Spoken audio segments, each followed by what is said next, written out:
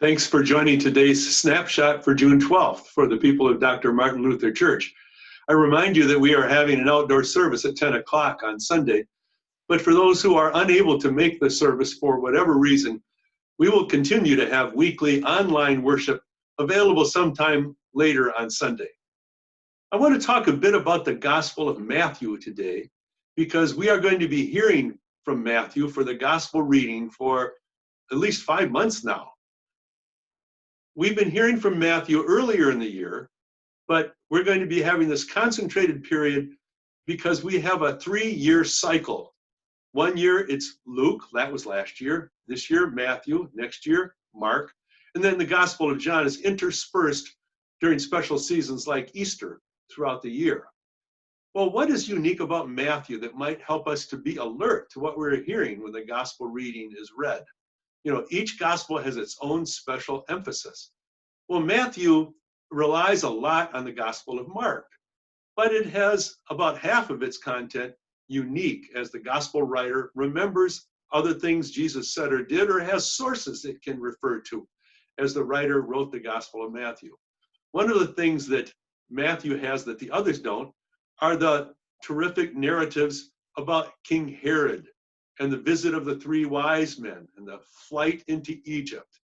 It also is anxious to show that Jesus is tied to the Old Testament, to the Jewish heritage. The book was written for Jews, the gospel was. So it begins with the begats. I think they're like 14 generations. So-and-so begat so-and-so. Long, often confusing, sometimes boring. But you might want to look at it because there are some very interesting connections.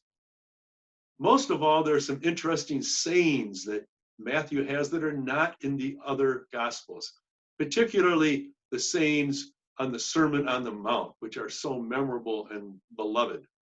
Also, Matthew records Jesus saying a lot of things about integrity. You should have deep inside yourself a wholeness and a holiness of living, not like that of the scribes and Pharisees. Jesus often says, "You have heard it said." Then he goes on to say, "But I say unto you, go deeper. Have this higher righteousness that typifies your life." It calls also for us to live a life of discipleship. Jesus tells a lot of parables, does a lot of teaching, but he also casts out the demons and heals the sick. He says to the disciples, that's what you should do as well. We're going to hear that Sunday as we hear not just that the disciples were called, but we're going to hear their names delineated in the gospel lesson. Well, that's enough for a little introduction to the Gospel of Matthew. You'll be hearing a lot more week after week. Let's close with this hymn. Lord, let my heart be good soil, open to the seed of your word. Lord, let my heart be good soil where love can grow and peace is understood. When my heart is hard, break the stone away. When my heart is cold, warm it with the day. When my heart is lost, lead me on your way.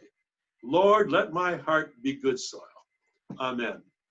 Blessings on your day, your weekend. I hope we see you if you can make it.